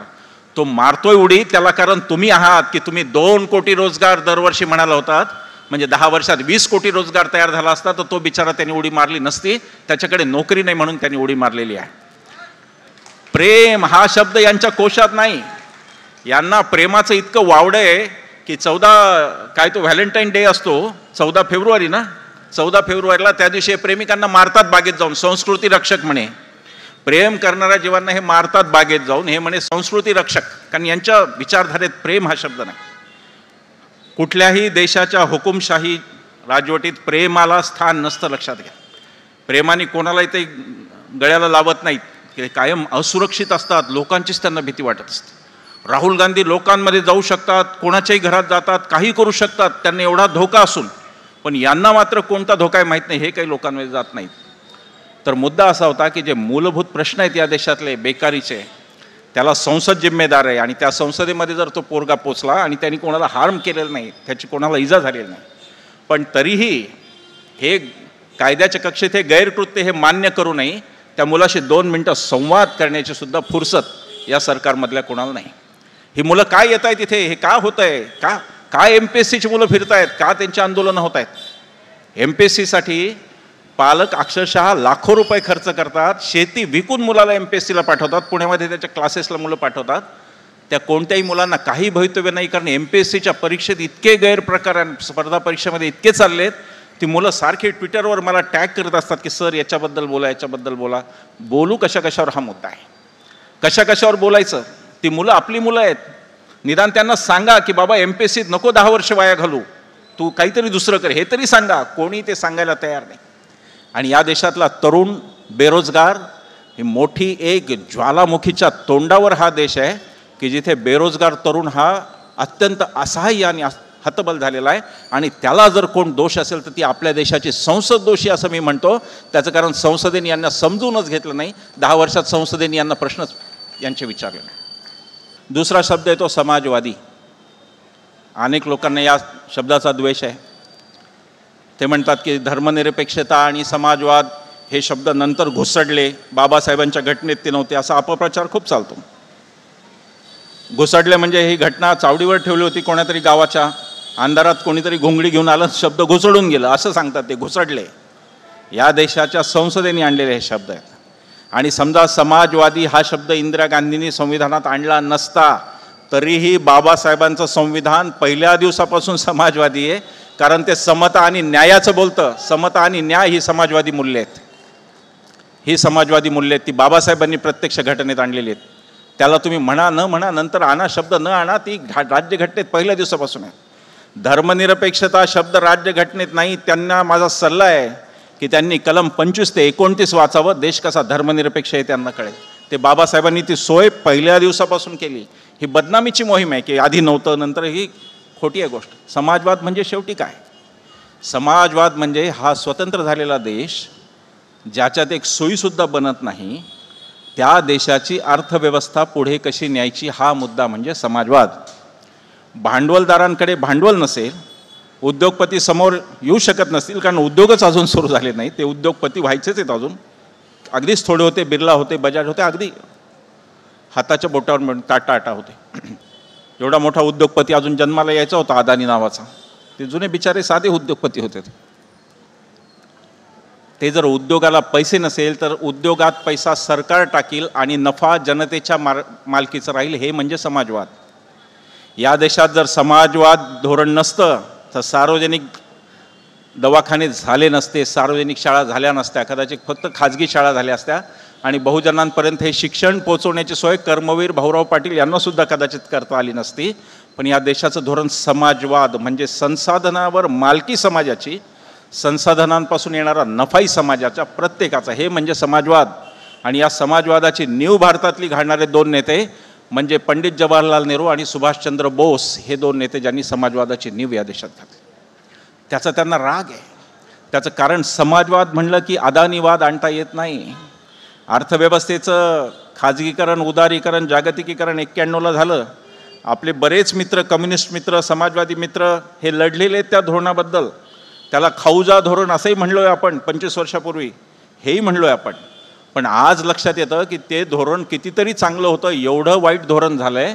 कारण आता अर्थव्यवस्थेचं खाजगीकरण नसून ते थेट अदानीकरण झालेलं आहे आणि प्रत्येक अर्थव्यवस्थेतली प्रत्येक गोष्ट अदानीकडे जाते. 33% बंदरं या देशातली अदानीच्या मालकीचे आहेत. अदानी हा एकमेव माणूस आहे भारतातला ज्याचा स्वतःचा खाजगी रेल्वे मार्ग आहे 300 किलोमीटरचा. भारतात इतर कोणालाही खाजगी रेल्वे काढायला परवानगी नाही, अदानीच्या नावाने तो मार्ग आहे. देशातली बहुतेक विमानतळं सगळी अदानीच्या नावावर गेलेली आहेत. मुंबईचं विमानतळ GMR कंपनीला अक्षरशः डोक्यावर बंदूक लावावी तसं लावून ते काढून अदानीकडे दिलं. या देशात सगळी अर्थव्यवस्था अदानीकडे गेली. BSNLचे कोणी रिटायर्ड कर्मचारी असतील ते सांगतील की कसं BSNL मारलं ना, आज जिओ कसं फोफावलं हे ते तुम्हाला सांगतील. प्रत्येक ठिकाणी खाजगीकरण करायचं. खाजगीकरण करताना असं करायचं की नफ्याचं खाजगीकरण झालं पाहिजे आणि तोट्याचं सरकारीकरण झालं पाहिजे, अशा पद्धतीने करायचं. राम मंदिर वगैरे सगळा मुखवटा आहे, त्याच्या मागे खरं आहे ते हे अर्थकारण आहे की त्यांना नफ्याचं खाजगीकरण करायचं आहे अदानीसाठी आणि तोट्याचं सार्वत्रिकीकरण, म्हणजे तोटा आपल्या डोक्यावर टाकायचा 14 लाख कोटीच्या कर्जांचा आणि नफा मात्र अदानीला मिळून द्यायचा, हे लक्षात घ्या. आणि म्हणून त्यांना समाजवाद हा शब्द खटकतो. समाजवादाला ते कसं जुनं बुरसटलेलं मागास, समाजवाद संपल्यानंतर सार्वजनिक इस्पितळांची अवस्था आज काय आहे, किती हॉस्पिटल्स बंद पडली, आकडेवारी आहे, पण मी आकडेवारीत जात नाही कारण आपला आजचा विषय वेगळा आहे, ते पुन्हा कधीतरी बोलू. तिसरा यांचा शब्द, आपल्या घटनेतला तिसरा शब्द आहे धर्मनिरपेक्षता, सेक्युलरिझम. याचा एक अर्थ इहवाद असाही आहे, युरोपमध्ये तो अर्थ घेतात. इहवाद म्हणजे काय, तर आज मी जे बघतोय ते खरं, उद्या मी स्वर्गात गेल्यावर मला 15 लाख मिळणार आहेत ते खोटं. आज जे इहलोकी मी पाहतो तो म्हणजे इहवाद, की आहे इथे याच्यावर बोलावा, तिकडे जाऊन तुम्हाला मग मुक्ती मिळणारे वगैरे काही सांगू नका. आपल्याला माहिती आहे बाबासाहेबांना एक पत्र लिहिलं होतं कलकत्त्याच्या कार्डिनलनी, आणि त्यांनी असं लिहिलं की तुम्ही तुमच्या अनुयायांसह ख्रिश्चन व्हावं म्हणजे येशू तुम्हाला मुक्ती देईल, असं पत्र लिहिलं. त्याच्यावर बाबासाहेबांनी फार सुंदर उत्तर लिहिलं. बाबासाहेब म्हणाले की तुम्हाला कोणत्या गाढवानं सांगितलं की मला परलोकीची मुक्ती पाहिजे, मला या लोकीचं चांगलं आयुष्य पाहिजे. सेक्युलरिझम याला म्हणतात, सेक्युलरिझम. इथे काय आहे ते बोला, उद्या स्वर्गात गेल्यावर रंभा आणि उर्वशी तुम्हाला सरबत देणार आहेत ते नका सांगू, इथे पाणी प्यायला मिळणार की नाही ते सांगा. याला म्हणतात सेक्युलरिझम. तो बाबासाहेबांचा सेक्युलरिझम. तर मुद्दा असा होता की सेक्युलरिझम हा शब्द यांना प्रचंड खटकतो आणि या शब्दाच्यासाठी राज्यघटना पहिल्यापासून सेक्युलर आहे आणि या शब्दामुळे गांधीजींची हत्या झाली, हे लक्षात घ्या.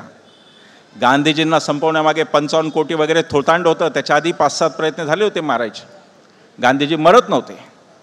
गांधीजींना मारण्याची गरज ही 55 कोटीच्या मुद्द्याच्या फार आधीची गोष्ट आहे. 55 कोटीची गोष्ट ही खोटी आहे. 55 कोटीची कथा एवढीच आहे सांगायचीच झाली तर, की या देशाची जेव्हा फाळणी झाली तेव्हा आपल्या देशाची गंगाजळी 300 कोटी रुपयांची होती. 300 कोटी रुपये आपल्याकडे महसूल होता, पैसे होते, आणि इंग्रजांनी वाटणी केली. त्यात आपल्या नेत्यांनी भांडून, तेच नेहरू ज्यांना दोष देतात, पटेल त्यांना दोष देतात, त्यांनी भांडून 225 कोटी आपल्या पदरात घेतले होते आणि 75 कोटी पाकिस्तानच्या वाट्याला गेले होते. त्याच्यासाठी अनेक युक्तिवाद झाले. आता हे यांना काय सांगा, यांना शाखांवर फक्त अफवा शिकवतात, यांना वाचायला शिकवत नाही, त्याला आपण काय करणार. फक्त अफवा शिकवतात, कुजबूज मोहीम, बाकी काही नाही. त्या 75 कोटीतले 20 कोटी रुपये आपण ऑलरेडी पाकिस्तानला दिले होते आणि नेहरू आणि पटेल अडून होते आणि ते म्हणत होते की पाकिस्तान इन्फिल्ट्रेशन करतंय, आतंकी पाठवते बॉर्डरवरून, म्हणून आपण ही रक्कम द्यायची नाही, असं नेहरू आणि पटेल म्हणत होते. आणि गांधीजींचं म्हणणं एवढंच होतं, ते नैतिक आधार असलेलं म्हणणं होतं. गांधीजी नेहमी नैतिक बोलायचे, गांधीजी कधी अनैतिक बोलले नाही. गांधीजी एवढेच म्हणाले की नैतिकदृष्ट्या मला असं वाटतं की हा जो करार 75 कोटीचा आपण केला, हा स्वतंत्र झालेल्या भारताने, बरं का, स्वतंत्र भारताने कुठल्या तरी दुसऱ्या राष्ट्राशी केलेला पहिला आंतरराष्ट्रीय करार आहे आणि तो जर का आपण मोडला तर भारताची विश्वासार्हता पहिल्याच दिवशी संपेल, हे गांधीजींचं म्हणणं होतं. तोच वाद होता, बाकी काही वाद नव्हता. गांधीजींना मारण्याचं खरं कारण हे आहे की जोपर्यंत हा म्हातारा जिवंत होता तोपर्यंत आपलं धर्माचं राजकारण पुढे जात नाही. हे जसं जिनाला कळलं होतं आणि त्यांनी विभागणी घेऊन टाकली होती, तसं ते सावरकरांनाही कळलं होतं, हिंदुत्ववाद्यांनाही कळलं होतं. आणि म्हणून गांधीजींच्या मरणाची निकड ही नथुरामला लागलेली होती. आणि काय हिंदू हा नथुराम हिंदू? अरे जो दुसरा हिंदू प्रार्थनेला रामाचं नाव घ्यायला जात असताना मारतो त्याला, निदान प्रार्थना होईपर्यंत तर थांबला असता, चांगला हिंदू असता तर, खरा हिंदू असता तर. खरं तर हिंदू मारूच शकत नाही. विनोबांनी सांगितलं हिंसेपासून दूर राहतो तो हिंदू, हिंदूची व्याख्या. हा हिंदू, हा चांगला हिंदू जो रामनाम घ्यायला निघालेल्या राष्ट्रपित्याला गोळी मारतो समोरून, पॉइंट ब्लँक रेंजवरून, हा हिंदू? पण असो, असे नथुरामीय हिंदूच जास्त वाढले. राम का नथुराम प्रश्न आहे आपल्या पुढचा. आमचा राम आहे तुमचा नथुराम आहे, लक्षात घ्या. आमचा राम तुमच्या नथुरामासारखा हिंसक नाही. आमचा राम सतत बाण ताणून कोणावर तरी तो ताणलेला रागाने तो पाहत नाही, तो सुहास्यवदनी राम आहे. आणि हो, आमचा राम बायकोला सोबत घेऊन जातो सगळीकडे. त्याला बायकोची ॲलर्जी नाही, तो बायकोला सोबत घेऊन जातो सगळीकडे.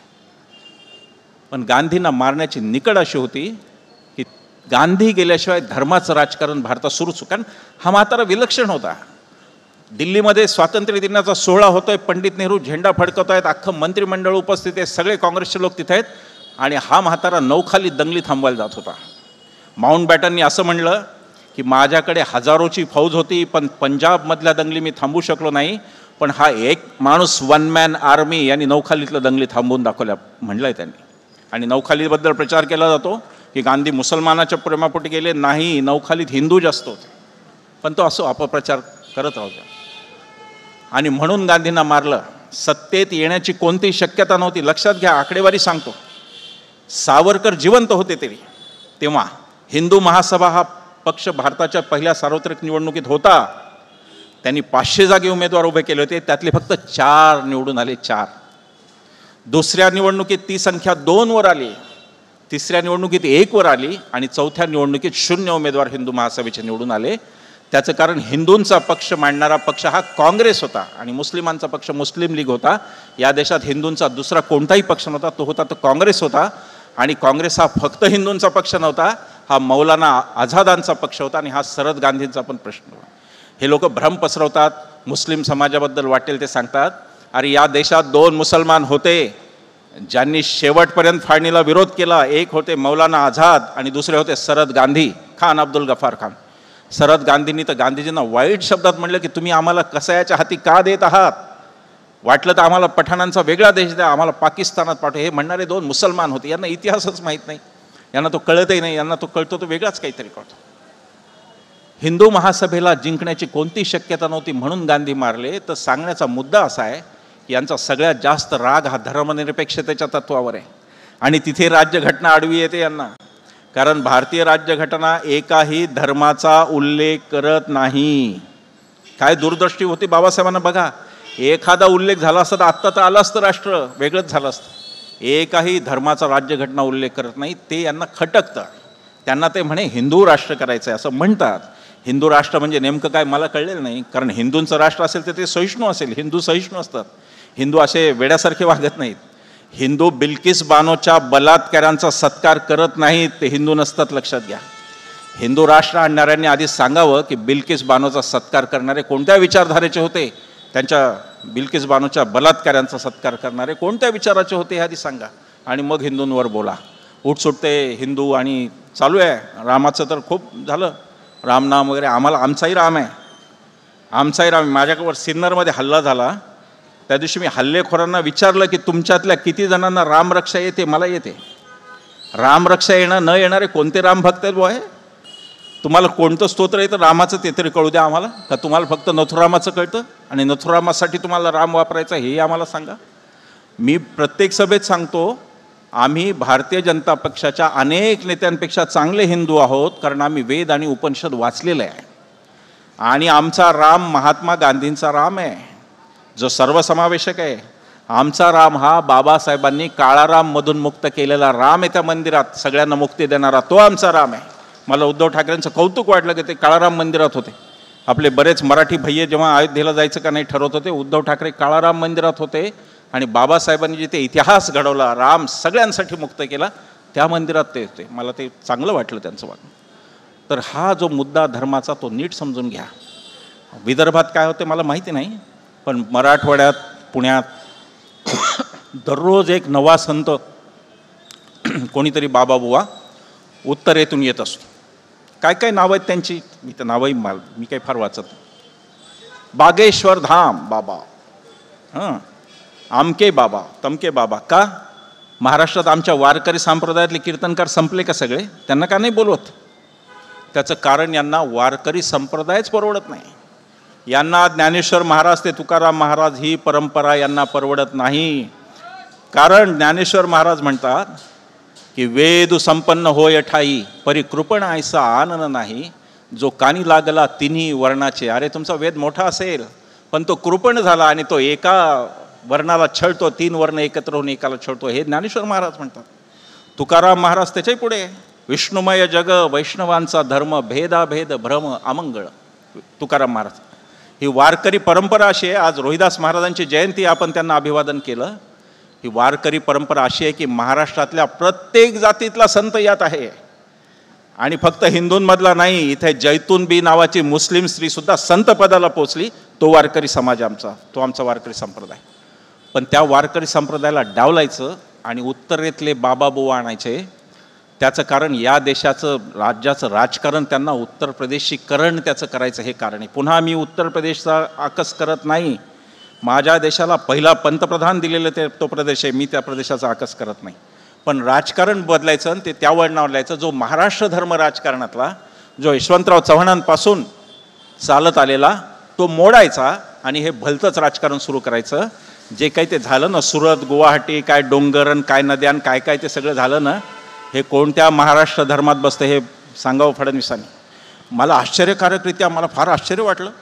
मग माझ्या तारीख मी पाहिल्यावर लक्षात आलं की अरे हे आधीचे अजितदादा आहेत, आत्ताचे नाही. हे नंतर लक्षात आलं. म्हणलं बापरे, अजितदादा असं बोलत आहेत. अजितदादा काय म्हणाले? म्हणे स्वर्गीय गोपीनाथरावजी मुंडे हे काँग्रेसमध्ये येणार होते लोकसभेचे उपनेते असताना, आणि त्याच वेळेला 4-5 आमदारसुद्धा काँग्रेसमध्ये प्रवेश करणार होते आणि सगळं ठरलं होतं. तारीख, पक्ष प्रवेश वगैरे सगळा निश्चित झाला होता. पण मनमोहन सिंगांच्या परवानगीसाठी जेव्हा ते गेलं तेव्हा मनमोहन सिंग म्हणाले की मी अशी घाणेरडी कामं करणार नाही. देशाचा जो विरोधी पक्षनेता, उपनेते होते गोपीनाथराव, मोठा माणूस होता, अत्यंत छान उमदा माणूस होता. ते म्हणले की मी विरोधी पक्षाचा उपनेता मी फोडणार नाही, ती फोडाफोडी अनैतिक आहे, मला ती मान्य नाही. हे अजितदादा सांगतायत. असो, ते पहिले अजितदादा आहेत, ते आत्ताचे नाही आहेत. ते राष्ट्रवादीमध्ये ओरिजिनलमध्ये होते तेव्हाचे अजितदादा ते बोलत आहेत. आता त्यांची ही बोलायची हिंमत नाही, कारण त्यांना मंत्रिमंडळातूनच जावं लागेल. त्यांना बक्षीस मिळालं आहे मोठं, 70,000 कोटीचा घोटाळा मित्रो, बक्षीस आहे. इथे बसलेले तरुण मुलं कृपा करून टी व्ही पाहणं बंद करा. हात जोडून सांगतो, या देशाचं भवितव्य बदलायचं असेल तर तुम्ही टी व्ही पाहू नका. कारण टी व्ही पाहिला की तुम्हाला वाटणार की 70,000 कोटीचा घोटाळा केला की माणूस उपमुख्यमंत्री होतो असं तुम्हाला वाटणार. ते ईडीवर वगैरे बोलणारे मी लोकशाहीची काय वाट लागली, आपण लोकशाही या शब्दाखाली ते बोलू. आता आपण धर्मनिरपेक्षता या शब्दावर आहोत, पण सध्या तेवढंच बोलू. हिंदू कोड बिल बाबासाहेबांनी आणलं होतं 51ला. त्याला विरोध कोणी केला माहिती आहे? काँग्रेसमध्ये अंतर्गत विरोध होता, 2 फळ्या होत्या, पण काँग्रेसमध्ये कोणीही त्या हिंदू कोड बिलाची होळी केली नव्हती. ती यांनी केली, हिंदू महासभेने केली, जनसंघाने केली. बाबासाहेबांचं कोड बिल हिंदू, तुम्ही जाळलं हिंदू कोड बिल, आणि तुम्ही आज बाबासाहेबांचा फोटो लावता गोळवलकरांच्या, हेडगेवारांच्या शेजारी. काय विडंबना आहे, हे काय चाललं या देशात. पण ही गोष्ट खरी आहे. हिंदू कोड बिल जर आलं असतं तर हिंदू स्त्रियांना समान अधिकार मिळाले असते. माझ्या आईला, मुलीला, बायकोला, बहिणीला संपत्तीत वाटा मिळाला असता, ते यांना नको होतं. आणि तिथे हा मुद्दा येतो की स्त्रियांच्या बाबतीतली यांची विचारसरणी पहिल्यापासून कशी आहे. यांची जी मातृसंस्था आहे तिच्यामध्ये स्त्रियांना स्थान नाही. राष्ट्रीय स्वयंसेवक संघात स्त्री पदाधिकारी दाखवा आणि 1 कोटी मिळवा असं बक्षीस जाहीर करा. काही तुम्हाला माहिती आहे का? स्त्रियांच्या बाबतीतली अत्यंत पूर्वगृहदूषित आणि मनुवादी दृष्टी यांची. आणि त्याच्यातून ते बिल्किस बानो प्रकरण होतं की एक बाई, तिच्यावर 11 जणांनी बलात्कार केला, तिचा काही दोष नसताना. दोष असलाच तर एवढाच की कदाचित ती मुसलमान होती, ती कोणत्याही राजकीय चळवळीत सहभागी नव्हती, ती कोणत्याही पक्षाची कार्यकर्ती नव्हती. तिच्यावर 11 लोकांनी बलात्कार केला गुजरात दंगली दरम्यान. आणि त्याच्यानंतर प्रकरण गुजरात न्यायालयात गेल्यावर बिल्किस बानोने सांगितलं की माझा या न्यायालयावरच विश्वास नाही. अरे, एका साध्या बाईनी न्याय संस्थेला मारलेली चपराक आहे की तुमच्यावर माझा विश्वास नाही. काहीतरी वाटून घ्या थोडं तरी. नंतर हा खटला महाराष्ट्रात आला. महाराष्ट्राच्या न्यायालयाने त्यांना दोषी ठरवून शिक्षा दिली. आणि 1 दिवस काही कारण नसताना, गुजरात सरकारला कोणताही अधिकार नसताना, गुजरात सरकारने त्यांची शिक्षेत सूट दिली आणि त्यांना सोडून दिलं. भयंकर प्रकार पुढे घडला की ते जेव्हा बाहेर आले तेव्हा काही तथाकथित संघटनांनी, ज्या स्वतःला धर्मवादी म्हणवतात, त्यांनी त्यांचा सत्कार केला. प्रचार काय करतात? 14चा प्रचार आठवा, शिवछत्रपतींचा आशीर्वाद. अरे, शिवछत्रपतींचा आशीर्वाद तुम्हाला असतो जे बलात्कार करणाऱ्या लोकांचा सत्कार करतात? ते तर शिवछत्रपती होते. कल्याणच्या सुभेदाराची सून अशीच आमुची आई असती बदले छत्रपती, आपण ऐकून. ते छत्रपतींचा त्या आशीर्वाद घेता आणि तुम्ही बलात्काऱ्यांचे सत्कार करता. हे तुमचं हिंदुत्व आहे का? हा प्रश्न आपण विचारला पाहिजे की हेच तुमचं हिंदुत्व आहे का? उन्नावची घटना घडली दलित मुलीची. काय झालं त्या उन्नावच्या घटनेत पुढे? कोणाला माहिती नाही. मणिपूरमध्ये 2 बहिणी नग्न अवस्थेत रस्त्यावर पळतायत आणि त्यांच्या मागे शेकडोचा जमाव बलात्कार करण्यासाठी धावतोय. आणि पंतप्रधान आणि गृहमंत्र्याला त्याचं सोयरसूतक नाही. ही यांची बायकांच्या बाबतीची दृष्टी आहे, लक्षात घ्या. आणि ही फार जुन्या काळापासून येते. सतीप्रथेला विरोध करण्यातून ती येते. राजाराम मोहन रॉय यांनी सतीची प्रथा बंद करताना किती सनातन्यांनी विरोध केला होता ते लक्षात घ्या. या देशात स्त्रियांसाठी जे जे काही झालं त्याला विरोध करणारी ही विचारसरणी आहे. आणि म्हणून मी ज्या मैत्रिणी फेसबुकवरच्या भारतीय जनता पक्षाचं कौतुक करतात त्यांना मी विचारतो की बाई, तू कुठे चालली आहेस? तुला माहिती आहे का तू कोणाची भलामण करतेस? तुला माहिती आहे का तुझ्या गुलामीचा दस्तावेजच यांनी लिहिला? हे तुला माहिती आहे का असं मी विचारतो. पण मुद्दा धर्मनिरपेक्षतेचा असेल तर या देशाची राज्यसंस्था सेक्युलर राहील, धर्मनिरपेक्ष राहील. हे लिहिताना बाबासाहेबांनी कधीही कल्पना केली नसेल की कदाचित असाही दिवस येईल की नव्या संसदेच्या उद्घाटनाला भलतेच बाबाबुवा तिथे पाहावे लागतील. असाही दिवस येईल हे बाबासाहेबांनी कधी अपेक्षित केलं नसेल. पण तेही झालं. द्रौपदी मुर्मूंना का नाकारलं गेलं? द्रौपदी मुर्मू संसदेच्या उद्घाटनाला का नव्हत्या? द्रौपदी मुर्मू राम मंदिराच्या उद्घाटनाला का नव्हत्या? कारण एकतर सोमनाथचा तो उद्धार राष्ट्रपतींच्या हस्ते झाला होता, राजेंद्र प्रसादांच्या हस्ते. मग हाही जर हे मंदिर उद्घाटन राष्ट्रपतींच्या हस्ते झालं असतं, ज्या भारताच्या प्रथम नागरिक आहेत आणि त्यांचा रामाचा अजून एक संबंध आहे. द्रौपदी मुर्मू आदिवासी आहेत आणि प्रभू रामचंद्रांनी आदिवासी शबरी मातेच्या उष्टी बोरं खाल्लेली आहेत. तेवढं तरी तुम्ही लक्षात घ्या रामाचा इतिहास लक्षात घेताना. राम जर शबरीची बोरं खाऊ शकतो उष्टी, तर त्याच शबरीची वारस असलेले बाई राम मंदिराच्या उद्घाटनाला का नाही? हा प्रश्न आहे. अनेक प्रश्न आहेत. शंकराचार्यांनी पण प्रश्न विचारले, अनेकांनी प्रश्न विचारले, अनेकांनी. पण जो देश धर्मनिरपेक्ष असतो तिथल्या संसदेला कोणताही धर्म नसतो. ती संसद धर्मनिरपेक्ष असते.